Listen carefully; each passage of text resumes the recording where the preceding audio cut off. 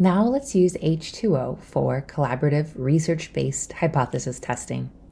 In h2oGPTe, I have collections of the work that I'm doing. And right now I want to work on customer churn. I can share this collection with groups of users or specific users in my organization, and I can make it so we can see each other's chats and work together. In this chat, I started by providing a link to a dataset and asking for a high-level overview. I was able to get a list of use cases that could be solved with this dataset. Let's look at churn prevention. I'm going to ask a specific question based on a hypothesis I have from working with my favorite SME. What might happen to my churn rate if I were to reduce the price of my day minutes by 10%? What would be my revenue loss, and then how many customers might I save or, maybe lose?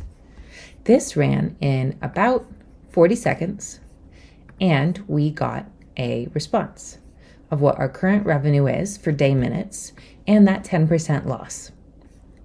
We can see a distribution of who's churning based on how much they're paying for day minutes, and unsurprisingly, our worst churn rate is for our folks with the highest charges.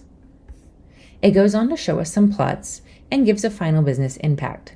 Although there is a trade-off here where we may lose 10 grand worth of charges, it does make sense that our highest impact customers who are quite price sensitive could be saved by this type of reduction. Now we could do further hypothesis and ask for it to optimize. Is the right number 10%, 12%, 7%? But we'll start just with a high-level overview.